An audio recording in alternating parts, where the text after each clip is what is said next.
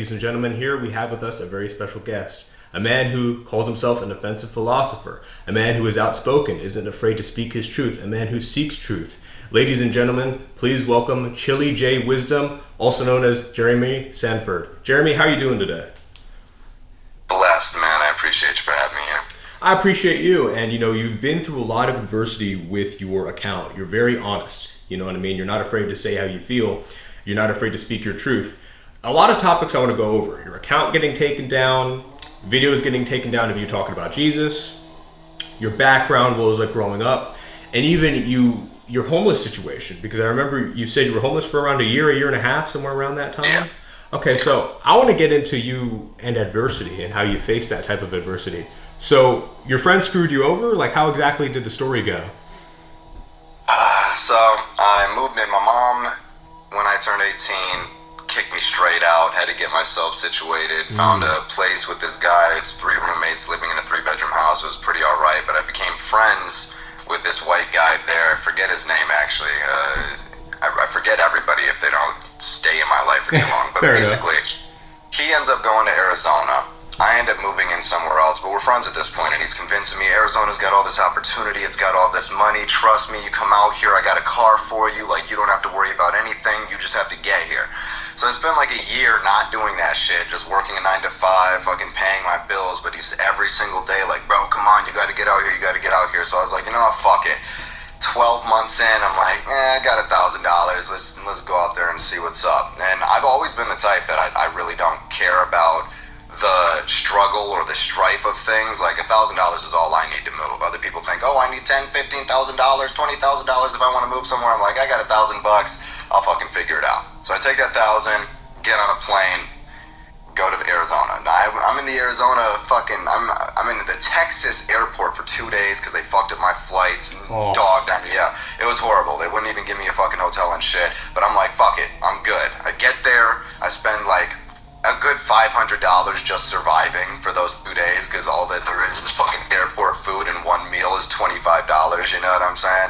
So fucking spend all my money, get there, it's nothing like what I thought. My dog at the time didn't have a car for me, fucking wasn't trying to help me with anything. They were basically trying to just make me a housemaid that stayed at the house and took care of their dogs and shit like that.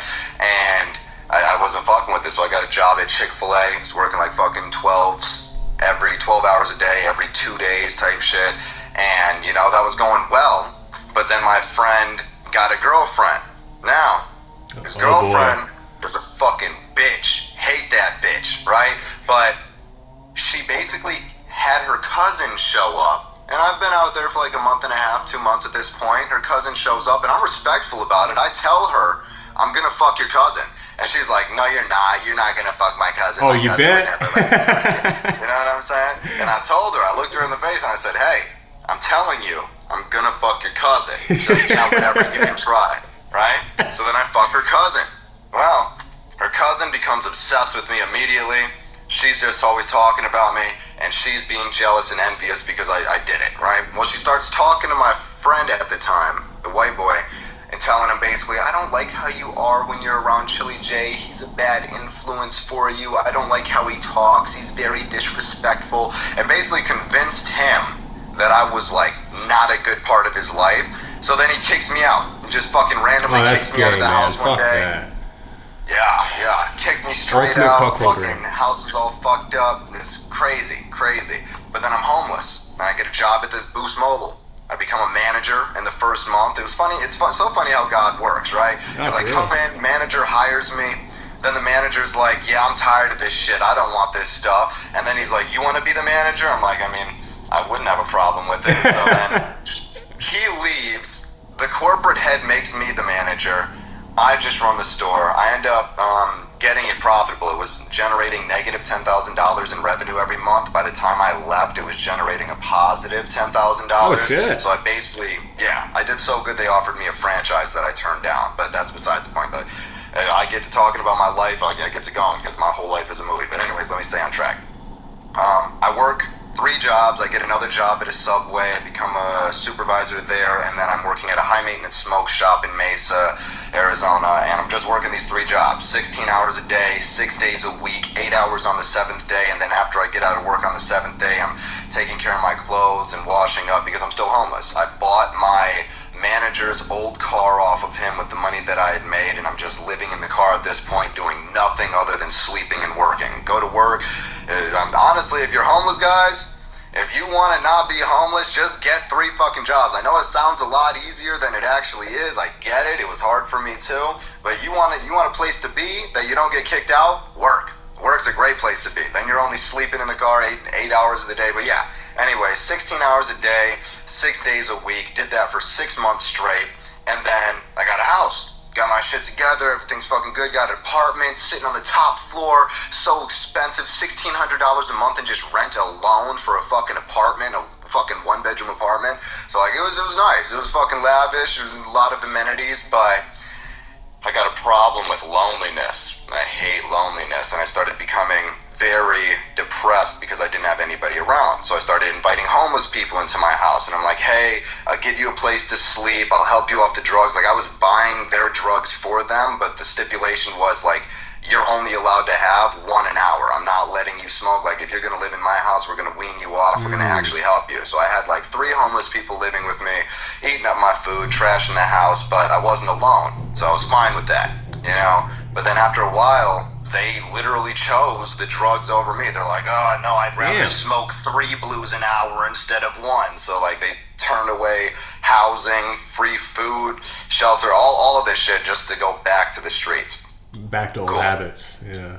Yeah, exactly. And then COVID started hitting real hard. I got laid off from 2 of my jobs, and the only one I kept was the managing job at Boost Mobile. Bills started becoming really hard to maintain at that point. And I mean, I was still doing fine, but then I got lonely again. And a customer came in, we're talking, he seemed cool, and he basically convinced me to move in with him. Sweet. So I got an eviction on my record. I'm like, if I have somebody that I can hang out with, I can fucking vibe with, we can play games and chill together, that'd be great. So I'm fucking moving with him. Didn't find out until after I got out of the apartment that it was a trap house that he was squatting in. Oh shit. Now, I've done, before this is when I was trying to get my life together, but before this, I was serving fiends, and I was in the streets, and I was doing a bunch of fucked up shit, and I was like, yay, for all this shit, right? So for me, it wasn't like a big deal, but the problem was I went back into serving. Into those I went old habits. back into, exactly, I went back into trapping and shit like that, and it was just bad, and he was on perks, which is fucking, basically fentanyl, alright? We were smoking blues, it was horrible, but he kept trying to convince me to do it. And I was always like, nah, I got my weed, I'm good with just my weed, you know what I'm saying? And then one day, I didn't have weed, and he was like, bro, it's just like weed. Tried it out, got my goofy ass immediately. So, I became an addict. I'm in a trap house, but I'm still serving, I'm still making my way, I'm still doing the things that I have to do to make sure that I'm straight. And he's becoming very jealous and envious of it. He's like, oh, fuck this guy, he came to my spot, everybody fucks with him, everybody loves him, blah, blah, blah. So he tries to get me kicked out. Now, I don't know how it played out, but I had a contract written up with him, and I basically told him that if he kicks me out, I'm gonna go fucking do something about that. So he didn't want anything legal happening with the house because he was squatting in it. Cool. So we made a stipulation. I eventually end up leaving, and just that 3 months of me in that trap house, that's a whole other movie to talk about. So much has happened there, but the gist is I became an addict and I ended up homeless again. This time, didn't have I think I still had a car at this time, actually, yeah. And I started doing Uber Eats and trying to make money on Uber Eats and shit like that, and it's just not working because I'm putting all the money towards drugs. And you know, God sat me down one day. I remember I was selling my PlayStation, the last thing that I owned from Michigan, which is where I'm from. The last thing I owned from Michigan, I'm selling it, and it was like, at this time, my prized possession. I don't play games anymore, but at this time, it's like, this is my prized possession, and I'm selling it. And God told me, it had to be God, but I don't think God would be that vulgar. But literally, a voice popped into my head, and it was like, you know, you're fucking up, right? And I was like, yeah, I am kind of fucking up. So I got on methadone, went to the clinic, got on methadone, which helped me get off of perks. And that's, again, whole other story, because I was dropping by 10 milligrams every week, which is, if you know anything about that shit, you don't drop 10 milligrams a week. The doctors typically recommend about 2 to 4 milligrams every 2 weeks. But I was like, fuck no, I'm not gonna be an addict. I wake up suffering. My body is just beating itself. I'm a grown man screaming like, like just so much pain. I can't even express it. And when I would go take my medicine, it was just enough to make me not feel like I was dying. Right? And I was still suffering, my body still hurt, it was still hard to get through, but I knew that I had to get through it or else I was going to end up an addict. So 6 months or like 3 months off of that, I pretty much clean. Like I went cold turkey, I didn't take my last little medicines, I never touched the perks again. I was even around people who would smoke them and shit because I was still homeless, sleeping in hotels with people that I was working with and they were on the same drugs, but I never had that itch or that ambition to go back and do it again. So I like to say that I was an addict, a recovering addict, and then addiction free within a 6-month time span. And pretty much I just kept grinding. It started getting really hard. Jobs weren't accepting me. I didn't have a place to stay. My ID got stolen, my cards, everything got stolen out of my phone, and that's really when I hit rock bottom, when my phone and wallet was stolen, because I had nothing and I had to figure it out from the ground up. And I mean, it was really just going through the motions, spending the time in offices for 6 to 7 hours just waiting to be able to have somebody answer one question. It was walking 7 to 8 fucking hours every single day to make sure that I got to the place that I needed to be to make money or make some situation, or sometimes even to just eat or shower because it's been like 3 or 4 days, you know? And I just kept pushing, ended up at a homeless shelter. And this homeless shelter, it's very well known. There's actually a documentary about it, it being one of the worst fucking tent cities that ever existed, and I lived in the prime of that. I was one of the motherfuckers serving G, and fucking, I was one of the motherfuckers they was talking about, you know what I'm saying? So it's like, it's just crazy looking back on now, but it was not the best situation. They called it the Cas cough. Like they had asbestos on the ceiling, and if you stayed at the hotel and slept there for too many days, you started developing a noticeable cough, and your chest started hurting, and I started getting the cough. Anyways, fast forward, I realized that I was becoming complacent. I'm at a homeless shelter. Yeah, I've got some place to sleep at night. Even though it sucks, at least it's some place to sleep. Yeah, the food tastes horrible, but at least it's food and it's right there and I don't have to worry about anything other than getting the food. The water is warm and sometimes doesn't exist, but at least sometimes it does and I don't have to figure out how to find a water bottle, you know? And I started getting really complacent. In that moment, I thought about clawing myself out of a hole. And when you're homeless, trying to claw out of that hole, the homeless shelter is the worst place for you because it's like climbing through a hole and then you find a hole in the wall and you climb up there and like the food's shit and it sucks, but at least you're able to survive. Most people won't continue climbing out of the hole because they're tired of climbing out of the hole, and at least now they have a place to rest. I told myself I'm done resting. It's time to fucking get it. So I threw myself back into homelessness, sleeping on concrete, sleeping in rocks and bushes, and trying to find, you know, a place to be where cops or gangs weren't gonna fuck with me. And yeah, it just turned into that survival mode where I forced myself to be uncomfortable again, forced myself back out on the streets so I could get my shit together. And it still took a lot. I still was like, fuck, like, what am I doing? What's going on? And I just started finding my avenues and which ways I could go about it. And I heard of this program at the homeless shelter where they would buy you a Greyhound ticket to whatever fucking state you want as long as you have somebody that will take you in. So I just called somebody up. I was like, hey, yo, I need you to pretend. Look, you don't have to fucking take me in. Just pretend. They're gonna call you. They're gonna ask you if you'll take me. Just say yes. And she did it for me. They ended up giving me a free Greyhound, and I got the fuck all the way out of that because I was falling back into serving again while on the streets, fucking dealing with so much shit. I was becoming very violent, very aggressive, and yeah, it reminded me of the person that I was trying to get away from. So just left it all behind, went back to Michigan, started completely fresh. I had my friend let me stay there, but I was still paying him rent. I immediately got a job. Like, the first thing I did was get a job when I got back. Only took me about a week and a half, walking to these different jobs, calling these different jobs, doing everything I need to, going to donate plasma, and then using that plasma money to buy a bicycle that I found on Facebook Marketplace, and it was a dog shit bicycle, but it was better than walking and quicker than walking. So it was like, just slowly... I'm a big person on no excuses. I'm a big person on we don't have problems. Keep working, we do have something. solutions. Yeah. Exactly. Only solutions, no problems. So I don't deal with, oh, well, I'm dealing with this. Okay, well then what the fuck are you going to do to get out of it? What options do you have? The options might suck, might not be an overnight thing, but better than nothing. Those are the options. Yeah. And I slowly just started grinding myself back up. Got a job at 7-Eleven.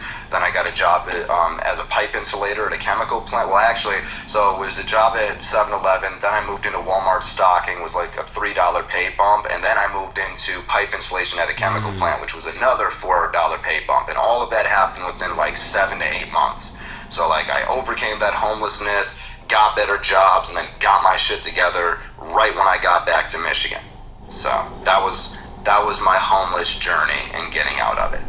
No, I love that. I'm sorry for before my brother and my father are going to pick up my mom. I try to keep on the poker face and, but what I do like about you, you remind me of Alexander Volkanovski. Do you know who that is? No. So he's a UFC featherweight champion. So when he got knocked out by Islam Makhachev, he was going insane. He says, I can't not fight. Like, fighting is a part of his identity. We've seen it with Dustin Poirier, and that's a whole other subject. But with Volkanovski, he's like, I have to fight. You know what I mean? I'll lose my mind not fighting. You're the type of person where I have to do something. I can't just sit on my ass and feel self-pity. I have to do something about the situation I'm in. I have to take advantage of it. There might not seem to be much there. There might not seem to be opportunity, but I have to create an opening. I have to create an opportunity. So that's something I've learned straight off the bat with you, right? But I noticed is like there were moments in your life when you took a step forward. I guess you were your own enemy and took a step backward, but you're like, fuck this, I can't do this anymore. This has to stop, right? Yeah. So, and thank God you were able to realize that, because a lot of addicts just fall in and live the rest of their life destroying what good could come into it or pushing away loved ones, you know what I mean? So I'm sure there were moments in your life where you've made decisions and it pushed ones that you held most dear to you. But I do like. At the end of the day, like I feel like that's how it should be. Like if it doesn't resonate, then it's not supposed to be around. And something I told myself while I was homeless, like I prayed on it and I talked to God and I told him, like, I know you're teaching me a lesson right now. I do not feel forsaken. I know that once I figure out what I need to figure out, I'm going to be able to overcome. And I realized that I needed to be humble. I humbled myself a lot in that time, and that was the lesson that I needed to learn. But I feel like a lot of people don't realize the bad things that happen to you in life, the tower moments that arise, are for you to learn and grow from. It's not supposed to be something you allow to bring you down. You should be looking for why it's happening and making sure it never happens again. No, that makes sense. I agree. You can't allow it to fester into a tumor and then divide and spread and get worse. But for anyone, because I know you gave advice before, but for anyone who's homeless or in your situation getting out of homelessness and possibly about to repeat the cycle, what would be your advice to those young men and women out there? Figure out the programs and the systems that are around you and don't be afraid to ask for help. That pride and that ego is what's going to keep you down because you don't want to ask for a handout, but most of the things that they're handing out are things you have to work your ass off for. So I would always go into, any city building that caters community outreach services, churches, things of that nature. A lot of churches will tell you programs or help you into programs that will get you out of the situation, but really it's just asking for help, which most people don't want to do. Like, you have to know what your options are, and then that's the only time you can fucking move forward. If you don't have internet, you don't have a phone, or you don't have this. I mean, a lot of these systems aren't online for you to see. They're on billboards and random things, and they're people that walk on the streets and do the community outreach that I was talking about, and they'll randomly tell you about a program or a system or a situation that it's not online and you wouldn't be able to find it looking it up. So it's really just asking questions and having the tenacity to, have help. You got to be willing to accept help because obviously you got into your situation for a reason. And a lot of people don't want to accept the accountability of that and realizing the only way that I'm going to get out of this is if I take control of my situation and what I have going on. No, I love that. And I wanted to, because I really like this subject, but there's something else I wanted to ask, because especially when you make your content, that's you. That's your passion. That's how you feel. What's the backlash like? Do you get a lot of women in the DMs that are threatening to peg you, or threatening that, hey, you hate women, you're an incel? Like, what do people say in your DMs? Because I get a lot of crazy shit when I make videos about the black community. If you want me to be honest,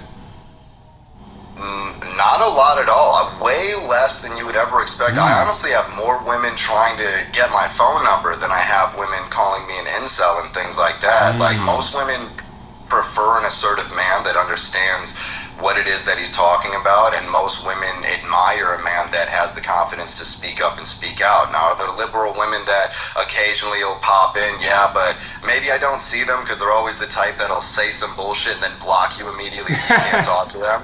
So, I mean, like, your message gets erased immediately. I don't know what to tell you. But, yeah, I mean, I really don't deal with hate with that. I mean, when it comes to the black community, really hit or miss. Like, I feel like real recognizes real. So when actual black folks fucking hear me talk, they understand where I'm coming from. And it's really just like the brainwashed fucking, like, victimization mentality motherfuckers that pop out the woodworks. But that's probably the biggest backlash I have is conservative men and ghetto black people. Like conservative conservative men, they fucking get pissy and bitchy, especially when I'm talking about the government, and then the ghetto black community will fucking talk shit because I'm talking about a fundamental ideology that needs to change for anything to get better. But when it comes to like women, I don't get too much hate from women at all.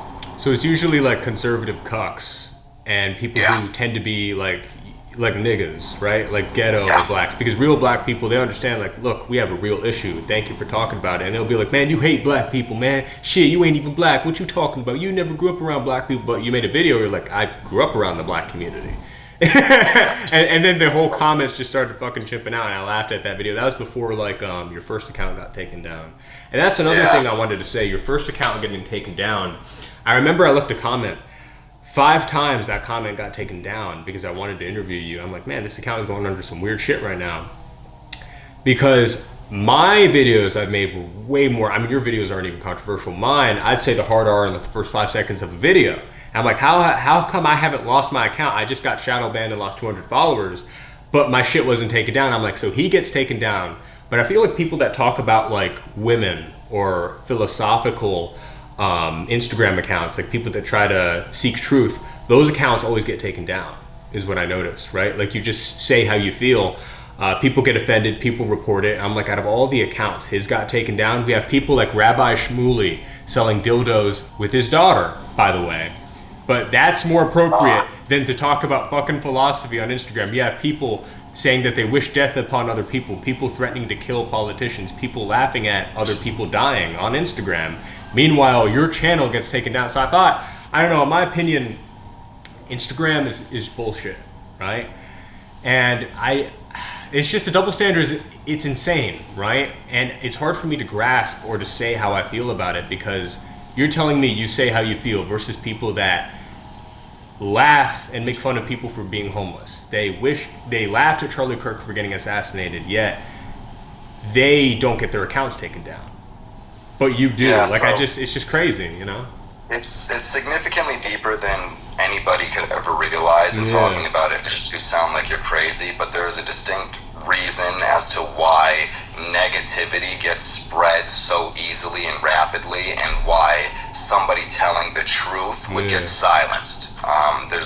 I really can't get into it too much right now. I'm finding a way to navigate how to talk about it, but it is that deep, and that's why a lot of the content that you'll see me make, sometimes I do make rage bait, because that rage bait pops off immediately, but the other stuff will get taken down or deleted, even if there's nothing wrong with it whatsoever. And it goes against community guidelines, whatever the fuck that means. It's just crazy. Yeah. It's fucked. Yeah. No, I mean, I understand though. It is kind of fucking crazy and fucked up. But Because I you mean, could that's what like, supposed you to. could say, I could say fuck white people, and then people will give me a million likes, right? But as soon as I make fun of an Afrocentrist for saying, hey guys, Jews weren't black, Arabs weren't black, North Africans weren't black, shit nigga, you racist, your shit offensive, and then it goes against community guidelines. I'm like, what the fuck is going on here? And then it's like, because the thing is, it's like there's so much degeneracy that has been normalized in the world. Like that degeneracy you could do on Instagram any day. You could say fuck white people. You could say, you could call people as a liberal, I guess, white woman. You could claim you're not racist. You could call a black man the hard R for being an ICE agent. As a Republican, you could openly suck Israel's dick. You can constantly talk about how the deaths of children are normal because they'll grow up to be terrorists or some bullshit like that. You can constantly talk about how, hey, these people aren't human, right? You could say, you could talk about people as if they're subhuman and animals. But as soon as you talk about philosophy and try to better people's lives and try to keep it real, that gets taken down. There are Zionists who said way more disgusting things. There are women who said abhorrent things. There are people who celebrate abortion and literally take a pill, drink a bottle of champagne while they're pregnant, but your videos get taken down. It's just crazy how fucked our world is, dude. It's actually wild. Yeah, it's I mean, at the end of the day, evil, it's going to be readily accepted. Like that's what people don't realize is that we are being brainwashed and slowly numbed to what is wrong, and we are accepting what is wrong based off of emotions and feelings and delving into the flesh. And I mean, that's really what it is at the end of the day. The easiest way to make sure that everybody stays lost is by making them think that being lost is a good thing. Yeah. People, I guess, in a way, when it comes to, I guess, livelihood, people convince themselves that their lie is a personal truth, right? Like, even when you talk to women, they could flat out lie about something, like actually believe it. I'm like, well, no, statistically, this is how it is. No, that's not true. Like, they will argue with you. And it's, as grown men, you shouldn't argue and cuss out women. That's just disgusting. But I'm just saying that, like, I'm like, hey, this is how it works. No, it's not. I'm like, yes, it is. I'm trying to help you, you know? And they're like, you don't get him the way I do, and that's why you have a black eye. You know what I mean? Like, oh, you don't understand him. I'm like, well, I do. He's using you. He's just going to crack you, and then he'll leave you. You're an option to him. All men are horrible. Well, I'm telling you, as a guy who's been your friend for years, you're saying all men are horrible, but you trust me with your deepest and darkest secrets. I don't understand when women say shit like that. I'm not saying all women are bad. That's not what I'm trying to do. But it's like, they will lie to themselves. They know that a guy is a red flag. They will go for that guy. Despite the fact that he smells like weed, no job, fucks bitches, you're an option, brags about the fact you're an option, and uses you anyways. And then he'll get mad at you because you're one of his side bitches, and you leave him. Meanwhile, he treated her like shit. It's just so weird. Like, when people tell me, they're like, oh, like, how many bodies do you have? And I said one, and I think that's too much personally. And they're like, really? I said, yeah, I should have waited. And then they're like, man, I fucked a ton. I'm like, why is that normal to brag about? You know what I mean? Like, I was watching a video with Sonny Faz, and his grandmother said, I think that was his grandmother. He was with his aunt and his grandmother. And she said that back in the day, if you were a woman and if you slept with more than one guy, you were a whore. Like, that's how women saw you. That's how guys saw you. Back then, they had shame, right? And like, literally, when I watched that video, there are people that are bragging about the amount of bodies they have. And I see videos with this one dude named Lenny. I'm not sure if you saw him. He'll put the scale down. I can't change my height, but you can change your weight. And I start fucking laughing. And holy shit. And then I remember I was watching that video. Women got so offended. They threatened to hit him. They started to smack the mic out of his hand. And it's really something, man. It's really weird. I guess it's not even just the women, too. A lot of men are weak. The testosterone rate is low. A lot of men aren't taking accountability. Like, when I was making a video, I said I hate it when men treat women like shit. They'll fuck a whole bunch of women, and then when their main woman leaves them after treating her like shit, he gets mad. And then I said I hate it how women will lie about body count or say, oh, body count is nothing to be ashamed of, but you don't want to talk about how high your body count is. And people got mad. This one guy in my comment section said, I'm trying to remember what he said. It was some stupid shit. Oh my God, I started fucking laughing. He was like, you're insecure. I'm like, I'm insecure for not wanting a girl that I date to have 20 dicks and numerous men ejaculate inside her. How am I insecure? And then he's all like, well, as long as she has a good personality and has value. I'm like, what do you mean value? She's been passed around opening her legs to every guy she met. What do you mean great value and personality? Fuck that shit. Personality, I don't give a fuck about that. Great value. Maybe your shit had great value 20 guys ago. I don't know. But like, I looked at that shit and I'm like, men are weak these days, man. I'm like, I understand why women are kind of like this. Then I'm like, I understand why men are like this. A lot of women like will say stupid shit and believe it. And I was talking to some of the people in my comments, and then there was this one guy.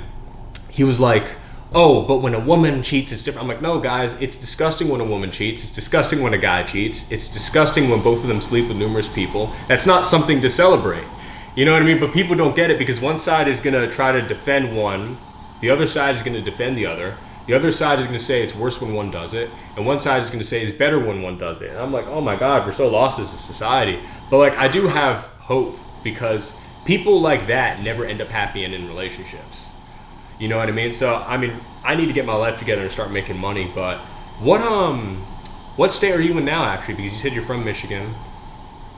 Yeah, I'm from Michigan. I travel constantly. I was just in PA 2 weeks ago. I was just in Michigan 3 weeks before that. I'm in Ohio right now. Before all of this, I was in Texas.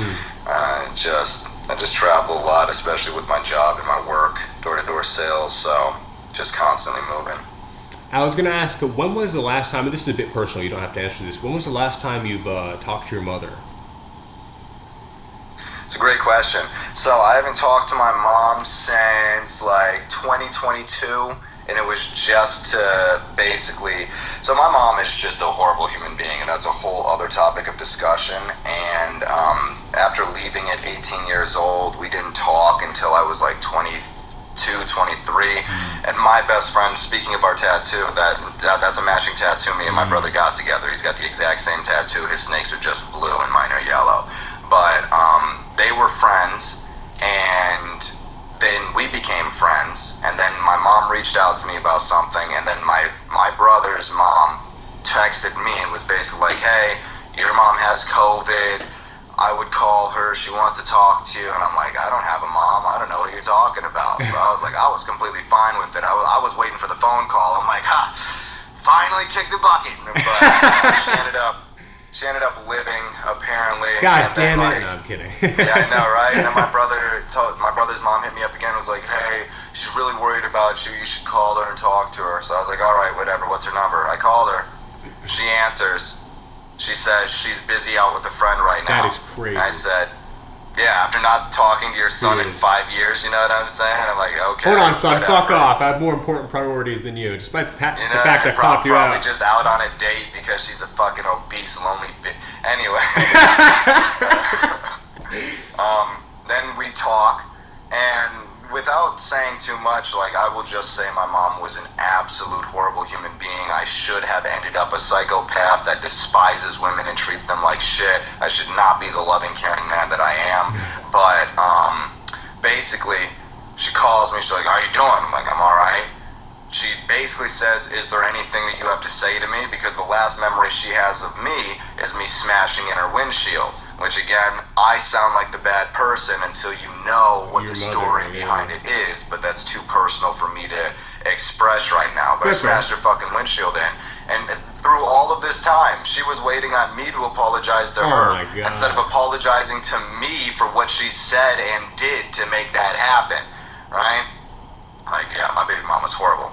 I mean, my fucking mom's horrible. She helped my baby mama take my kid from my life and shit too. That isn't even the thing that I was talking about. But yeah, it's deep, my whole life has been trauma. I'm very stoic, I feel. I'm very stoic. But yeah, so I haven't talked to her in a while. And it was just that one time, and she basically just didn't say. I talked to, because my brother's mother is basically my stepmom, and I was telling her about my time being homeless, and my stepmom basically told my real mom about the story. And instead of being like, wow, he overcame a lot, her response was, hey, I heard that you were an addict. I know that that's really rough and you're probably going to have to live with that for the rest of your life, but I'm glad that you're not dealing with it now. That is wild. And I snapped off on her. I'm like, Mom, even when I was fucking homeless, I was making more money than you every month. Damn. You know, like I started fucking going in on I was making like $6,000 to $15,000 a month at that time. I was just working too much to spend it. You know what I'm saying? So fucking, I was making a bunch of money and I was honestly frivolous with it. I was spending like $1,000 a week at the fucking dispo, getting all the super top shelf weed with the fucking syringe to wrap it around and shit, and then the keef on top. Like I was going crazy. I was handing out $30 to $40 tips at Subway. You know what I'm saying? Like I was very frivolous with my money. But the point is, yeah, the last time I talked to her was basically telling her, even when I was a drug addict, I was making more money than you. Suck my dick and get the fuck out of my face. Oh man, that's funny. But I like how you're very humorous on things. You kind of have to be, especially with everything you endured. But this is another topic because I feel because a lot of, especially with Hispanic households, right? I'm not conservative or liberal. I guess I'm more centrist. People consider me far right because I'm just out of pocket. But what was your house like? Did your family vote Republican? Were they Democrat? I feel like a lot of people that tend to be Mexican tend to be hardcore Republicans. I'm curious, what was your parents' political views or your family's in general? So I don't really know my dad. I haven't seen him in a very long time, since I was like fucking 6 or 7. So you got some black in you. To do with him. You said what? I said you got some black in you. 6 or 7 is actually crazy. But I talked to my mom when Obama was running, and I was like, bro, Obama's gonna give us free phones. You gotta vote for Obama. You know what I'm saying? Yeah. And my mom, she just listened and voted for Obama. But I don't think that she's conservative, or I don't think that she's a liberal, because like she's straight against weed, gay is wrong, shouldn't do that. So I think my mom might be a Republican, but I don't know. I just know that I pretty much raised myself. My mom was a nurse. She was an LPN. Honestly, we should not have lived the life that we lived. We lived in straight up poverty, but that's because she had an eating problem. Like literally, we would go out to eat 3 times a day, every day, to like buffets, and then we would buy McDonald's and shit in between. So she's spending like $150 to $200 a day on food. Huh? She was a torta? Yeah. That's fucking fat, huge woman. And she was trying to make me obese. She ended up making my sister obese. But even as a little shitter, I was smart. When we would pull up to McDonald's, she'd be like, "What do you want?" Be like, "I want how much it would have cost for a number 12. So can I just get the money?" Just like finessing it. Like, but yeah. So like, we lived very impoverished because my mom couldn't stop shoving fucking food down her throat.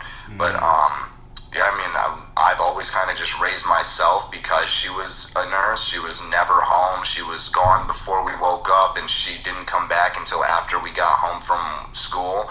So that's when I really started running the streets, because nobody was really there to stop me. Like, oh, good, make sure you get on the bus to school. I'm going to get on the bus to the drug dealer's house because I need to re-up. You know what I'm saying? Like, but yeah, I pretty much raised myself, and I don't really know too much about my mom's political or ideology, like mentality behind that. I just know she's batshit crazy. Well, Jeremy, I do appreciate you because I like how you always have like a smile. You know what I mean? Or even when you're like serious, like because I love your videos. You're just honest. That's you. A lot of people like to have a character. Like for example, I'm a huge MMA fan. When you see Josh Hokett, that's a character. When he's on the mic and saying, I remember, what did he say at the White House? Oh yeah, he was like, Michelle Obama is a man, and then everyone freaked the fuck out over that. But it's like, you just keep it real. You know, you don't lie, no bullshit. Hey, this is how women are. This is how men are. This is what black people are like. This is what white people are like. This is how I lived my life. There's no excuse on you and why you should be in this position. There's no excuse for you to be in this position at all. Look at me. Look at what I've accomplished. You know, exactly. Now your mom, I mean, she handled whatever trauma she had in a very horrible way, but you took advantage of that. And for you, with your kid, and when you have kids, I'm not sure if you're having more kids, but you're like, okay, I don't want my children or future descendants to go through what I've gone through, right? So you Exactly. enduring all of that pain was for a reason. It made you the man who you are today. And I really love that about you. You know what I mean? Thank you. Well, yeah, man, it was an honor. Thank you for taking the time. God bless you. I hope to talk to you more in the future, get some pointers from you. But it was an honor to have you guys. Tune in for more episodes, and God bless. We out.